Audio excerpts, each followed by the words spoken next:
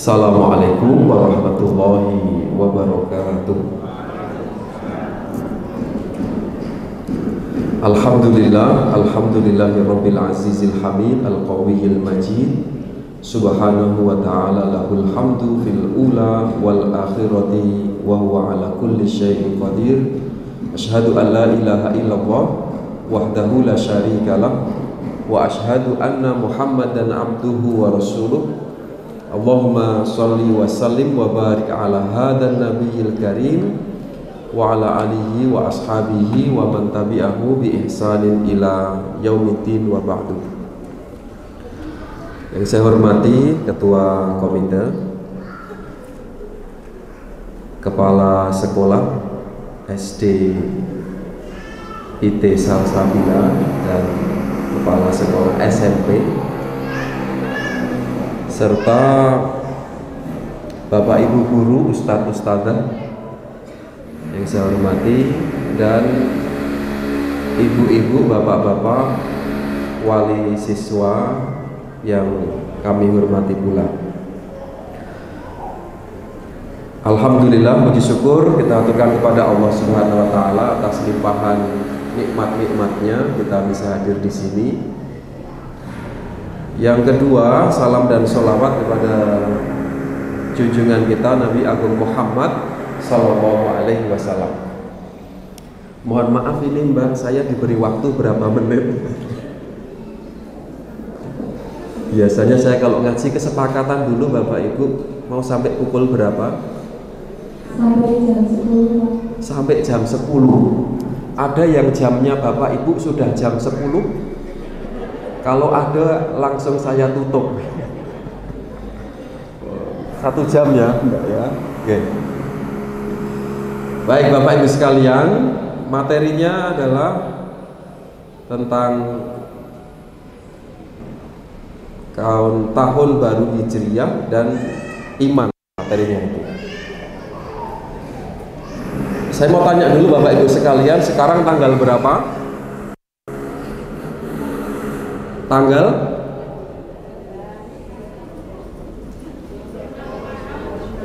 13 Agustus 2023. Kalender Islamnya tanggal berapa sekarang? Tanggal pinten Bu? 26 bulan Muharram. Betul ya Bu? Ya. Tahunnya 1445. Kalau kalender Jawanya saat ini tanggal pinten? Tanggal 25, tanggal selawe saat ini bulan Suro. Tahunnya berapa sekarang? Tahun pinten Pak Bu? Ambuh Mas.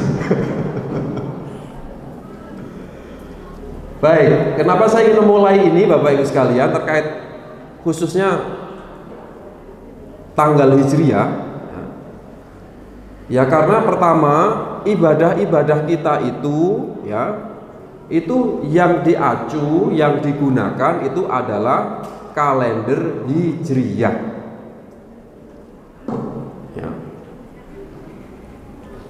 Bukan kalender Masehi. Kita ini biasanya kalau dengan kalender Masehi itu kan pasti sudah hafal betul dengan nama-nama bulannya. Januari sampai Desember itu mau dibolak-balik itu mesti hafal. Tapi kalau sudah dengan kalender Hijriyah, semoga ini Bapak Ibu hafal semua. Kita hafalkan ya Pak Bu ya. Muharram. Kok macet? Sofar, Rabiul Awal, Rabiul Akhir, Jumadil, Rajab, Sya'ban, Ramadan, Syawal, Dzulqa'dah, Dzulhijjah. Pon apal dereng? Oh dereng.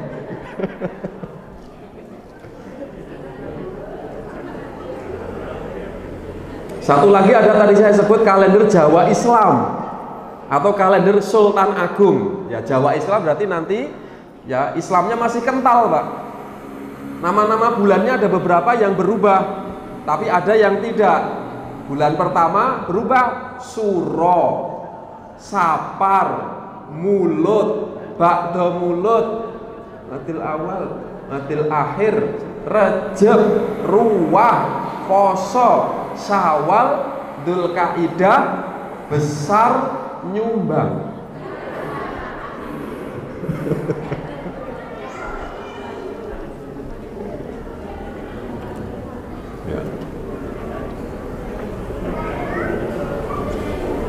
Ya, jadi itu. Ini slide saya. Sudah tayang betul nggak, Pak? Tayang ya. Nah, tanggalan tuh, Bapak Ibu sekalian, kalau Mersani melihat kalender itu ada tiga angka. Yang paling besar, ya, itu adalah tanggal Masehi.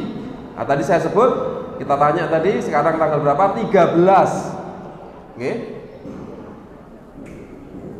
13 Agustus bulannya, kemudian tahunnya 2023. Kemudian ada angka yang kecil 2. Ya, yang satu biasanya menggunakan angka Arab.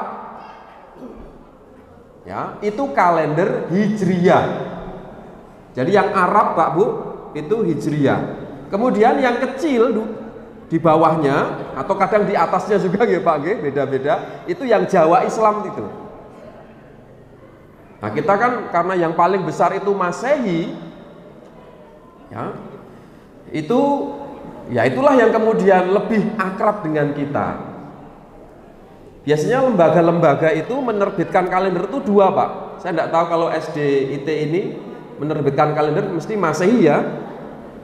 Tapi ada yang menerbitkan kalender itu yang digunakan acuan adalah Hijriyah. Jadi bulan pertama Muharram. Jadi sekarang itu kalender itu pertama, halaman menurut pertama. Nah, ini monggo nanti kalau mau dibuat itu sangat bagus. Kenapa? Karena Bapak Ibu sekalian, ibadah kita itu menggunakan kalender Hijriyah, bukan kalender Masehi. Saya mau tanya nih ibu-ibu, besok niku le bodo tanggal pinten? Bodone tanggal pinten? 1 Syawal. Ya. Puasa tanggal berapa, Pak? 1 Ramadan. Ya. Idul Adha tanggal 10 Dzulhijjah. Jawaban yang pertama kali itu dulu, Pak Bu.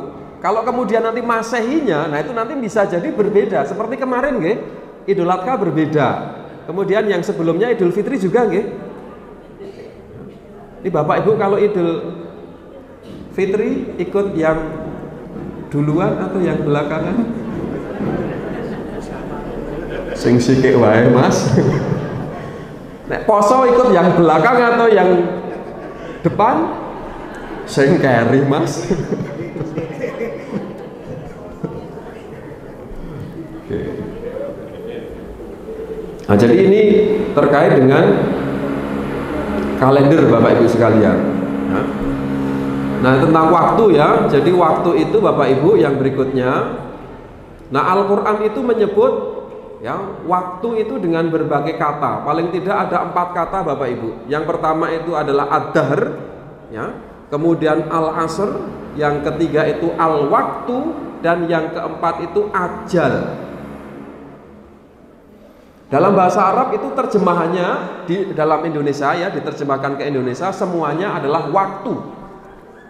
Cuma kemudian penggunaannya yang berbeda-beda. Misalnya ad-dahr. Ad-dahr itu ya dalam tafsir-tafsir disebut waktu yang menunjukkan kesemuanya. Jadi sejak diciptakannya alam ini sampai nanti alam raya ini tidak ada,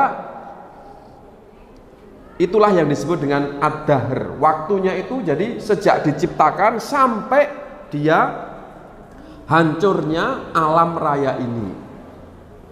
Kemudian al-asr. Ya, kalau al-asr itu menunjuk pada waktu yang diberikan khusus kepada manusia. Jadi umur itu. Jadi kalau ada orang lahir kemudian sampai meninggal, nah itu disebut dengan wal asri. Maka kan Al-Quran menyebut lanjutannya wal asri innal insana lafi husrin. Demi waktu yang diberikan kepadanya selama hidupnya, ada yang 50 tahun, ada yang 70 tahun, ada yang mungkin sampai mungkin 90 ada Pak, tapi sangat jarang sekali. Saya punya simbah itu baru sedo beberapa bulan yang lalu itu 98 Pak. 98. Hebat sekali itu. Nah, waktu yang diberikan itu disebut dengan al-asr. Maka rugi kalau tidak digunakan dengan sebaik-baiknya. Kemudian yang ketiga itu al-waktu ila yaumil waktil maklum. Nah, waktu ini kalau ini sudah bahasa Indonesia juga nggih. Kalau al-waktu dalam Al-Qur'an itu menunjuk kepada pelaksanaan waktu sholat, kan begitu nggih? Jadi waktu dilaksanakannya sholat, waktu pengajian, waktu apa saja, waktu ini waktu bermain. Jadi ketika melakukan. Nah yang terakhir ini ajal. Nah ini yang menarik Pak Bu. Kalau ajal itu dalam bahasa Arab waktu tapi digunakan untuk penghabisan. Jadi akhir, maka kemudian disebut dengan orang Indonesia menyebut ajal, orang Jogja itu dengan mati. Ya. Jadi waktu akhirnya, penghabisannya itu ajal. Ya. Jadi 60 tahun ya, umur 60 itu disebutnya dengan ajal. Dan orang mati itu karena ajalnya sudah datang Pak. Orang meninggal itu karena waktunya yang diberikan sudah habis. Ya. Oke. Berikutnya Bapak Ibu sekalian, kita tentang waktu-waktu dulu nih ya. Nah, ini dalam surat Al-Ma'arij.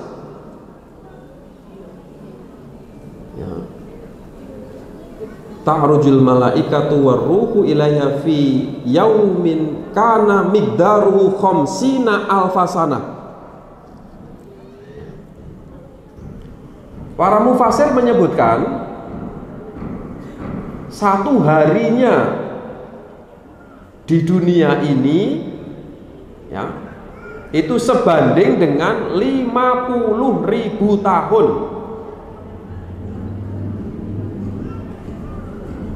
Menurut sabda Nabi, umatnya Nabi Muhammad ini kan rata-rata 60 sampai 70, gitu nggih? Nah, itu tinggal dikalikan saja. Jadi kalau satu hari itu di dunia, Bapak Ibu, itu sudah kita buat hitung-hitungan lah ya. Satu hari ya, kalau satu tahun berapa? Satu tahun berarti 355 dikali 50.000 tahun.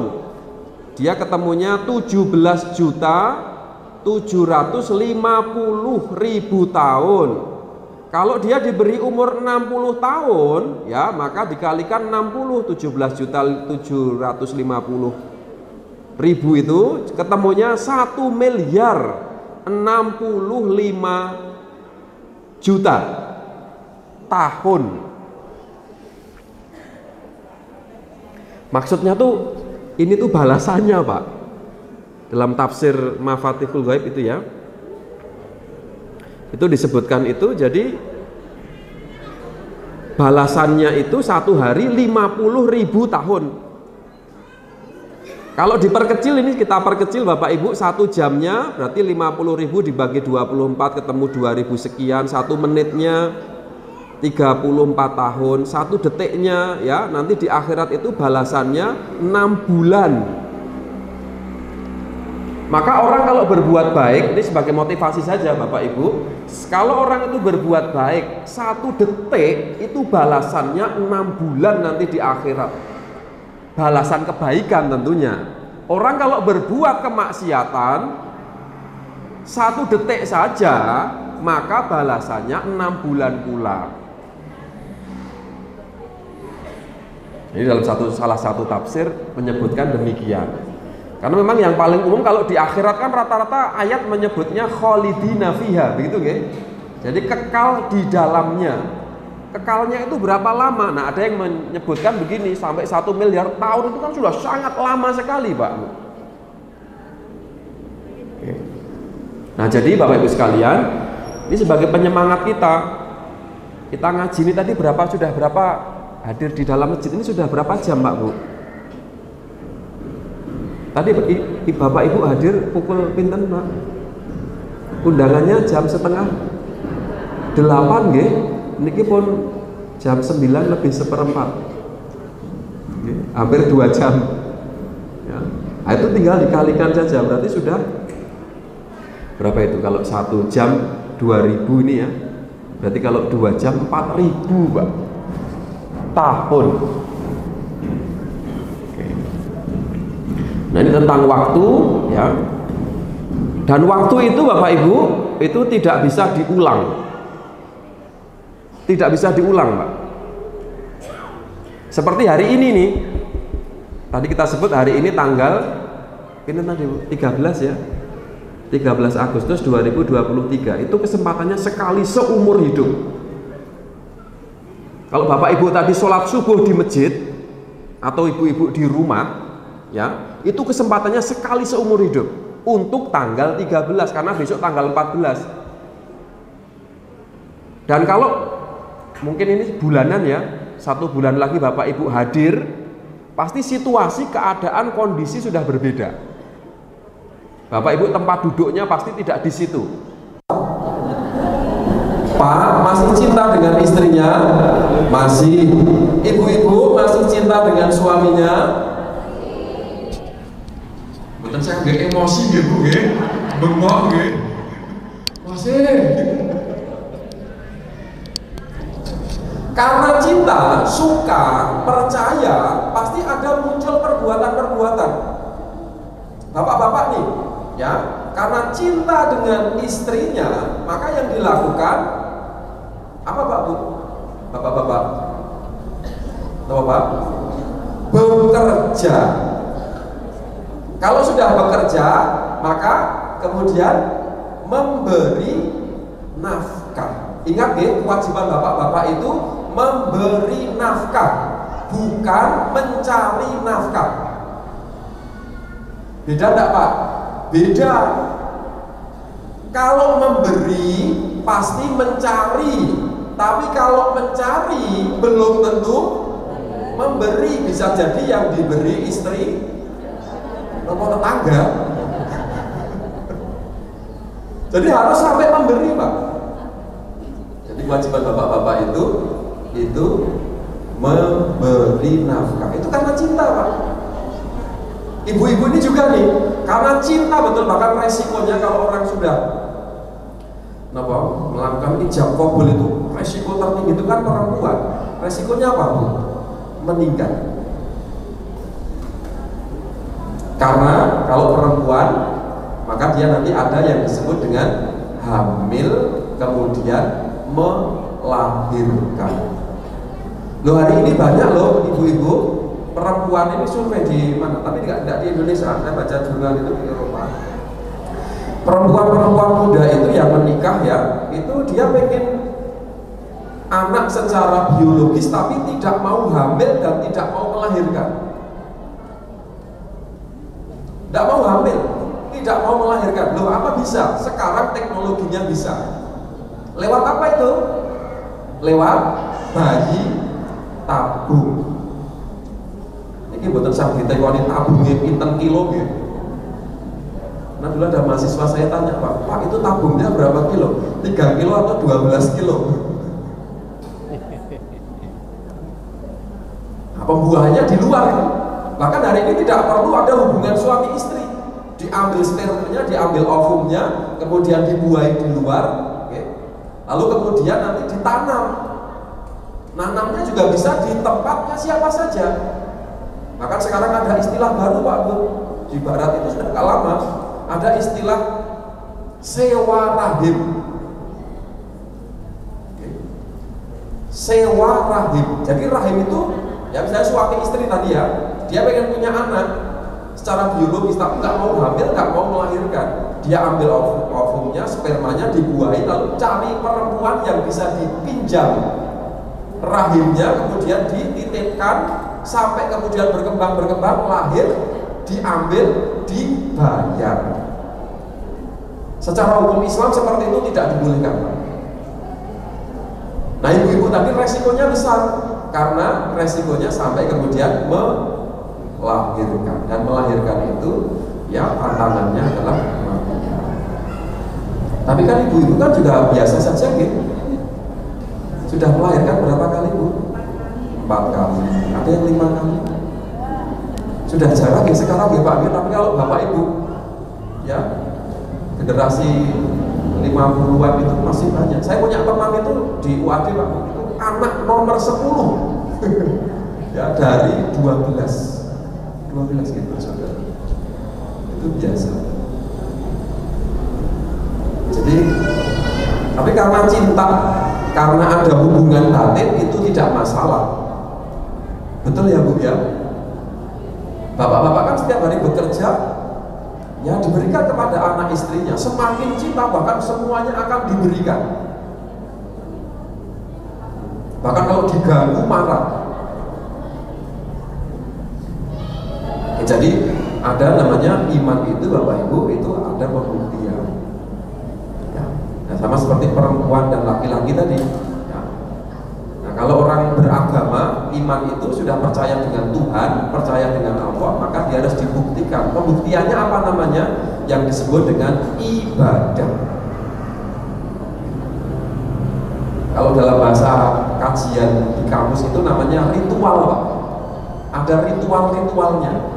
Ada sholat, puasa, zakat, haji. Jadi jenengan Bapak Ibu, selama masih sholat, masih puasa, masih itu menunjukkan bahwa kita itu masih punya iman, masih percaya dengan Tuhan.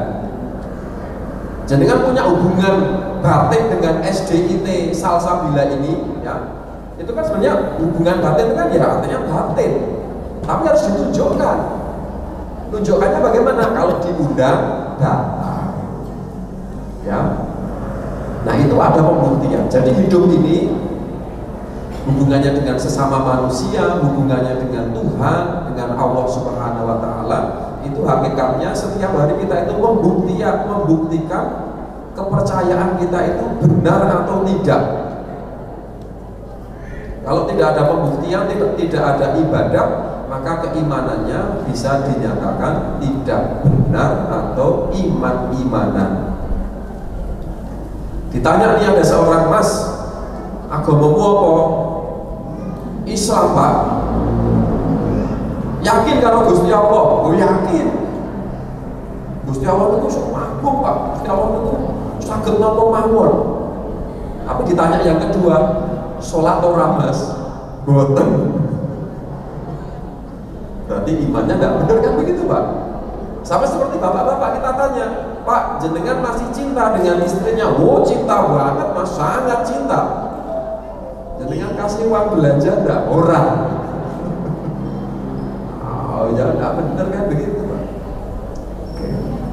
Jadi hakikatnya adalah pembuktian. Jadi iman itu, maka di sini disebut Pak, definisi para ulama itu menyebut pasti kalau orang sudah membenarkan dengan hati, dia harus mengucapkan dengan lisan. Kalau sudah lisannya mengucap, maka dia melakukan perbuatan-perbuatan. Nah, perbuatannya disebut dengan ibadah. Semakin banyak orang beribadah, itu menunjukkan imannya semakin kuat. Itu rumus. Bapak-bapak semakin cinta, itu nopo mawon mesti dibuka, tetap ya Pak. Tapi kalau sudah gak cinta, musik. Nah itu.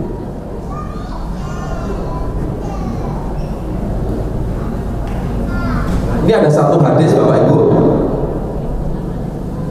Tanda dari iman yang paling mudah, atau tanda cinta saja lah. Kalau kita ubah sedikit ini ya, syarahnya ke cinta juga boleh. Jadi suatu saat Rasulullah itu pernah ditanya, ibu, ya, anna rajulan, seseorang itu sa'ala Rasulullah sallallahu alaihi wasallam, bertanya kepada Rasul, mal iman, apa itu iman? Lalu Rasulullah menjawab, idza saratka hasanatuka wa sa'at sayyi'atuka fa anta mu'min.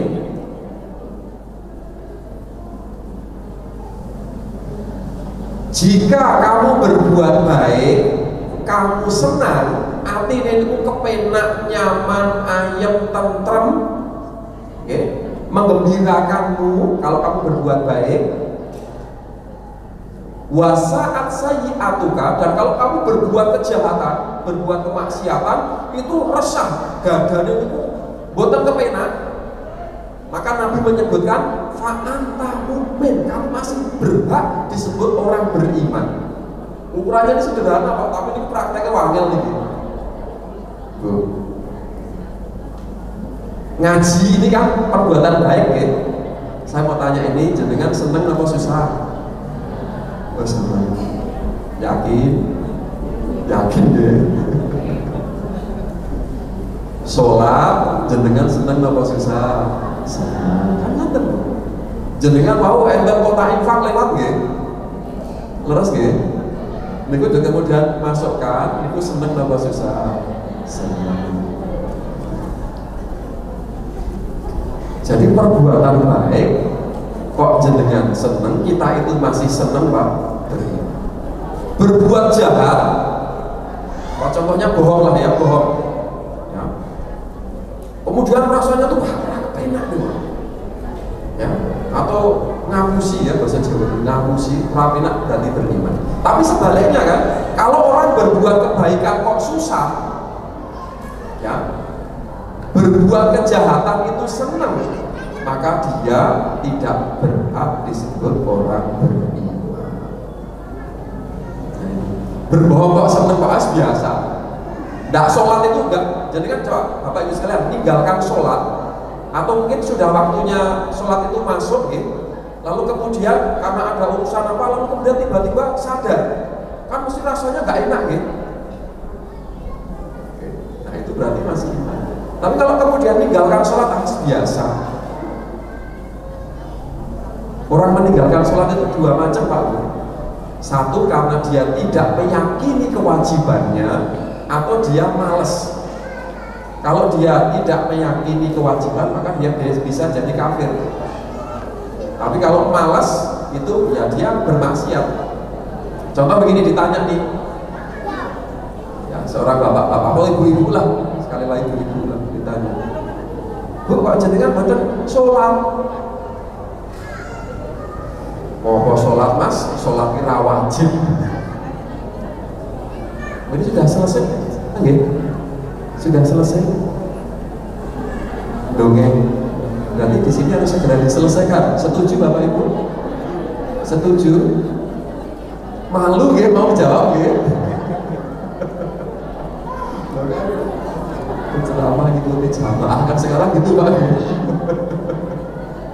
Ya lah, 15 menit lagi lah, atau 10 menit lagi Pak, kita cukupkan. Nah itu Bapak Ibu sekalian,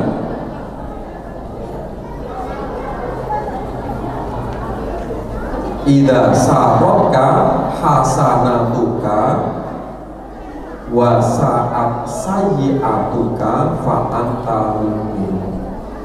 Jadi beribadah, berbuat baik itu senang, beriman. Berbuat jahat itu susah, itu beriman. Maka sebaliknya.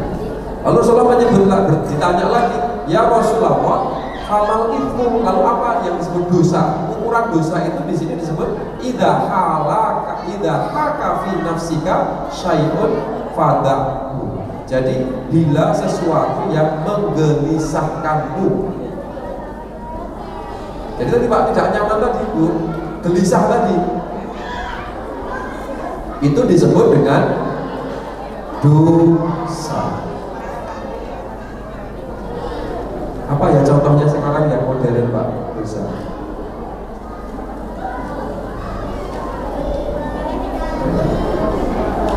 Misalnya ibadah-ibadah yang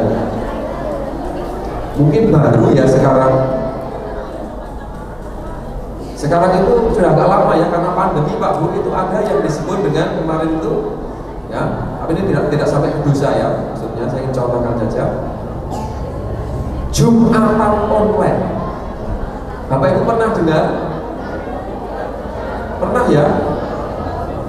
Jadi karena masjidnya ditutup, lalu kemudian sholatnya itu di rumahnya masing-masing, lalu pakai Zoom, on cam. Imamnya juga di rumahnya Pak. Oke. Nah, ternyata seperti itu kurang sesuai. Karena berjamaah itu harus satu kesatuan tempat begini. Jadi jamaah itu ya nih, imamnya di sini, kemudian jamaahnya di belakang. Mungkin karena tidak muat dia naik ke atas, tidak muat boleh ke samping, boleh ke jalan, terus begitu. Tapi masih satu kesatuan tempat.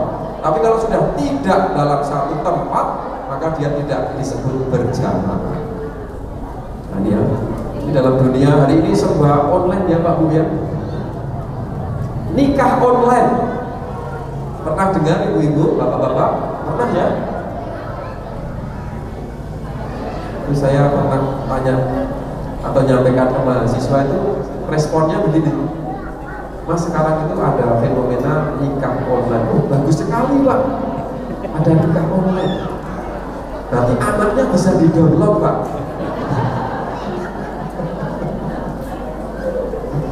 Ya enggak gitu. Jadi menggelisahkan. Jadi bila sesuatu menggelisahkan hatimu, itu yang disebut dengan dosa. Ya.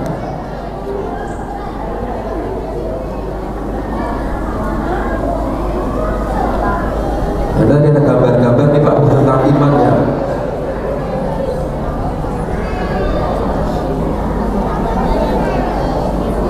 Kemarin ada yang tanya begini, karena kan satu surah kemarin ya Pak Bu ya, orang Jogja itu satu surah ada tradisi ke pantai selatan ya, yang beberapa orang ya meyakini ada Nyi Roro Kidul. Kenapa namanya Nyi Roro Kidul Bu? Karena dia di kidul. Kalau di elor maka Nyi Roro elor, kan gitu ya. Kalau tenetan Nyi Roro. Saya mau tanya nih Bapak Ibu, ini tentang iman nih, kepercayaan kita. Bapak Ibu percaya tidak dengan Nyi Roro Kidul? Halo? Percaya tidak? Percaya tidak? Oh, ada yang tidak, ada yang percaya. Ada yang tidak, ya sebagian besar tidak percaya. Terkait makhluk halus, kalau kita kembalikan kepada Al-Quran atau hadis ya, memang di Jogja, di Jawa ini kan namanya macam-macam ya. Tapi kalau menurut tuntunan Al-Quran, yang disebut makhluk halus itu hanya ada 4 saja klasifikasinya. 1 malaikat, yang kedua itu iblis, yang ketiga itu jin, yang keempat itu setan. Saya ulang ya Pak Bu ya, malaikat, iblis, jin, setan. Ini yang disebut dengan makhluk halus. Kalau ada makhluk halus berarti ada makhluk kasar. Siapa makhluk kasar? Yang kalau jenengan ini manusia itu makhluk kasar.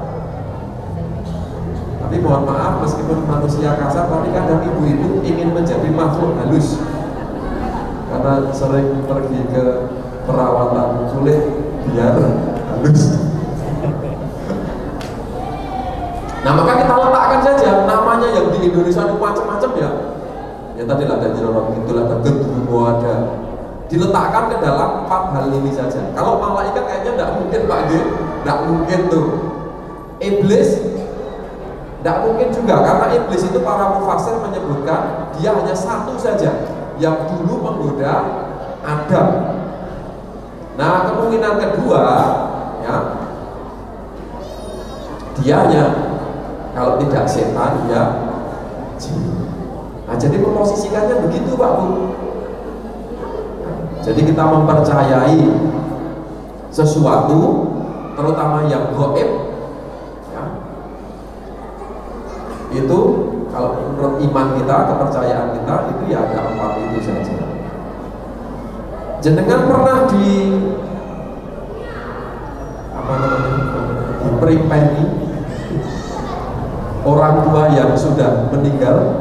Kadang ada cerita begitu ya Pak Bu ya, Mas aku ingin diketoi bapakku yang baru meninggal. Nah, maka diletakkan saja di situ Pak.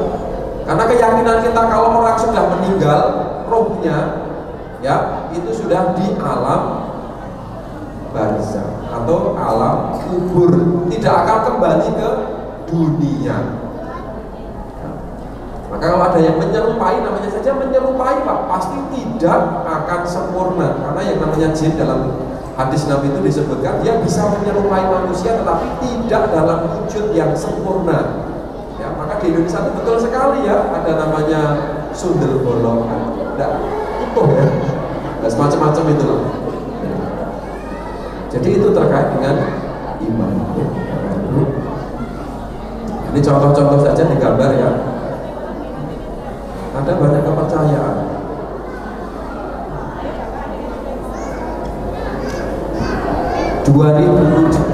Jogja gempa itu tahun berapa Pak? 2006 ya?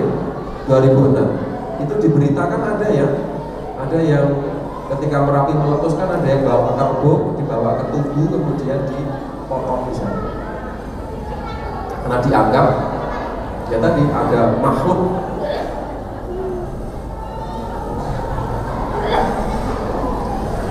Yang berikutnya Bapak Ibu,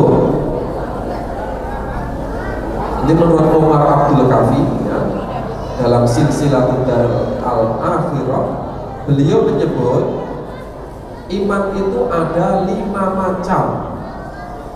Ada imannya para malaikat, itu yang disebut dengan iman matku, iman yang paten, dia gak tergoyahkan ya, tidak tergoyahkan. Yang kedua, iman makbul, iman yang diterima, imannya orang yang mukmin, yang betul-betul percaya, tidak mencampur adukkan dengan keyakinan-keyakinan yang lain. Yang ketiga, iman mardudun, iman yang tertolak, ini imannya orang munafik. Munafik itu mulutnya halus, hatinya keras. Orang Jogja itu nyebutnya lambene lapis kan ya Pak. Lambene lapis. Di belakang wah musuh. Itu ditolak, dia percaya mengaku mulutnya itu, oh, saya percaya dengan Tuhan. Tapi di belakang sholatnya malas-malas. Ya, bahkan kemudian menghina Islam. Ada yang keempat itu imanul la iman. Jadi iman tapi tidak iman, yaitu ahli bid'ah. Jadi orang yang membuat aturan-aturan yang dia sudah baku dalam Islam tapi ditambah-tambahi. Contoh sholat Pak Bu, sholat. Sholat itu kan kalau tuntunannya dia harus pakai bahasa Arab. Allahu Akbar, gitu.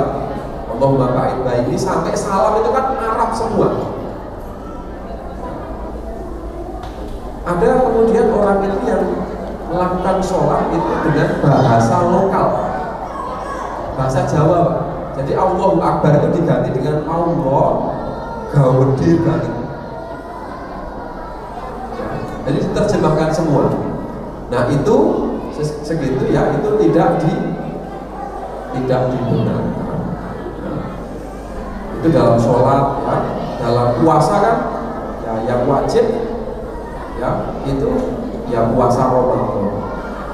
Tapi di beberapa tempat orang masih percaya dengan poso weton, poso mutik, poso nyerowot, poso ngepel, poso apa boleh Pak? Pati geni ya. Nah dia kemudian meyakini itu. Nah yang kelima itu imannya orang yang berdusta. Jadi semoga kita tidak termasuk Pak. Ada satu hadis orang yang bangkrut, okay. Orang yang bangkrut, ya.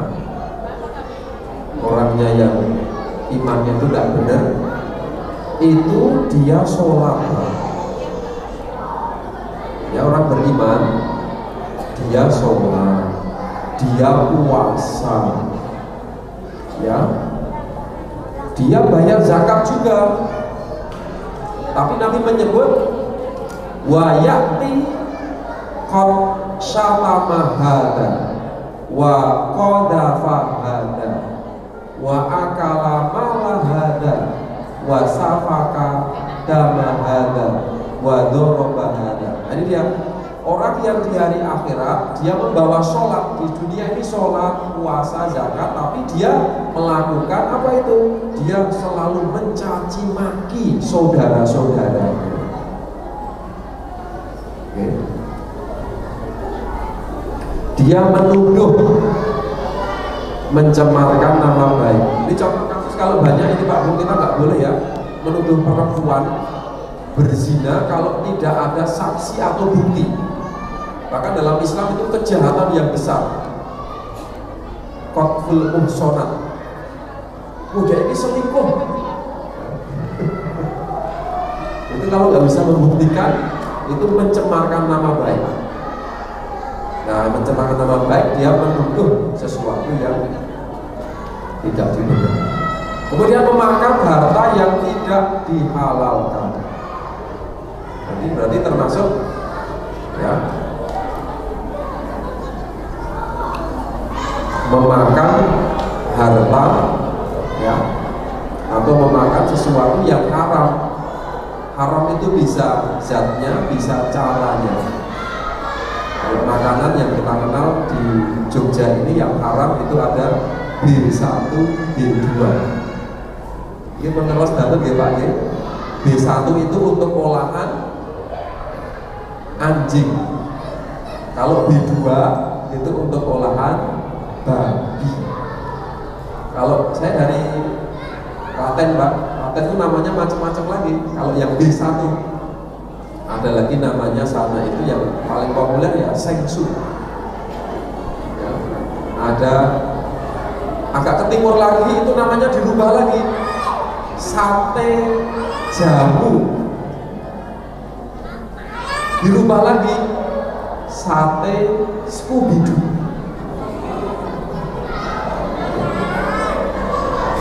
Ada lagi yang merubah itu namanya sate kambing balap. Wedhus balap lagi, wedhus balap. Nah itu kita harus tahu Pak Bu ya, yang haram. Kalau B2 itu ya babi biasanya. Tapi dulu ada yang menyebut Pak, babi itu dia tidak menggunakan B2, tapi menggunakan sate warungnya ya, sate sapi cebol. Sapi cebol, tapi gambarnya itu babi. Jadi makan yang tidak halal makanannya, ataupun memang kemudian dia caranya.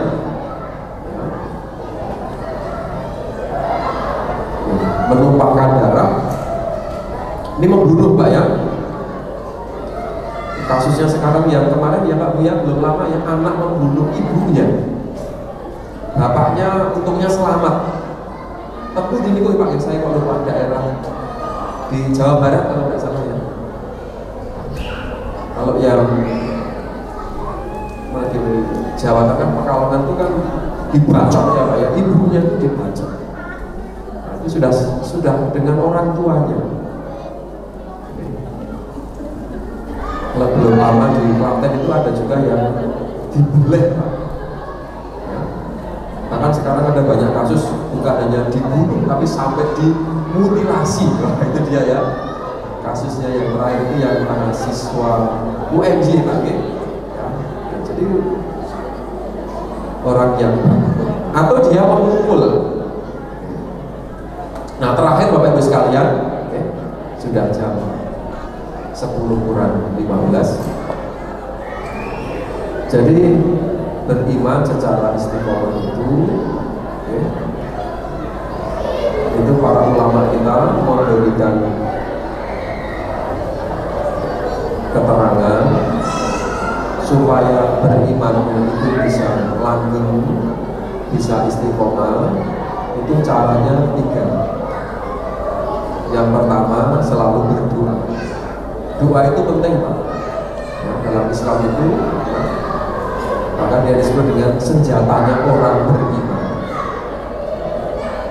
Doa yang wajib itu di dalam sholat. Ya. Doa yang wajib itu dalam sholat. Doa yang dianjurkan itu di luar sholat. Kalau sholat itu wajib Pak. Doanya tidak boleh dirubah dan dia harus sama persis. Tapi kalau doa di luar sholat, ya itu boleh dia dirubah. Kan Bapak Ibu kalau sholat kan tidak boleh kan merubah doa ini. Tapi kalau di luar sholat pakai bahasa Jawa boleh tidak? Boleh. Gusti Allah itu apa ya? Ya Allah ya Rabbi. Jadi itu. Nah doa diantaranya adalah Rabbana la tuzigh qulubana ba'da idh hadaitana wa hab lana min ladunka rahmah innaka antal wahhab. Karena hati itu bisa cepat berubah, senang jadi susah, susah jadi senang, ketawa jadi nangis hitungan detik. Saya belum lama ngajar Pak di kampus, ya. Itu tertawa-tawa begitu Pak. Tiba-tiba dapat telepon, Pak izin Pak menerima telepon, keluar dari kelas. Masuk itu nangis Pak. Saya tanya kenapa Mbak? Pak saya izin, bapak saya meninggal. Nah, itu hitungannya kan perubahannya Pak ya, dari ketawa kemudian menjadi nangis, nangis menjadi ketawa. Nah hati itu juga demikian. Yang kedua bergaul dengan teman yang baik. Kalau dalam hadis disebutkan teman baik itu seperti penjual minyak wangi. Teman yang buruk itu seperti pandai besi. Ini bukan berarti pandai besi tidak bagus ya, ini contohnya. Orang kalau dekat dengan penjual minyak wangi, kemungkinannya 2. 1, dia dikasih minyak wangi. Yang kedua, nggak dikasih minyak wangi nggak apa-apa, wangi kan begitu Pak ya. Wangi. Tapi kalau bergaul dengan pandai besinya tadi bisa kena apinya kan begitu, atau bau asapnya. Nah itu dia.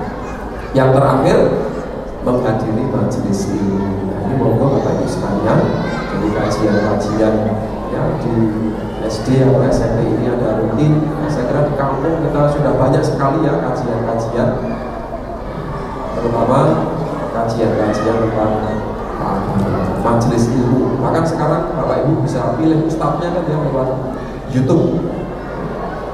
Jadi menghadiri majelis ilmu. Kesimpulan Bapak Ibu sekalian, materi kita. Jadi pertama, monggo nanti kita populerkan, kita selalu ingat tanggal hijriahnya, karena ada puasa Yaumul Bid kan gitu ya, pertengahan bulan itu bulannya hijriah. Dan kemudian bayar zakat Pak ya, bayar zakat itu pakai kalender hijriah. Puasa Ramadan ya namanya bulan Ramadan pakai hijriah. Jadi monggo nanti anak-anak kita juga kita ajarkan. Terus sekarang tanggal ini di ya, Masehinya hijriahnya. Yang kedua tentang iman. Jadi iman ini kepercayaan yang mantap yang harus ada pembuktian. Semakin banyak pembuktian maka semakin jelas, semakin mantap iman. Demikian Bapak Ibu sekalian yang dapat saya sampaikan. Banyak kekurangan, hal yang kurang bisa dipahami Nabi.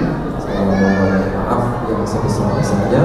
Saya akhiri. Assalamualaikum warahmatullahi wabarakatuh.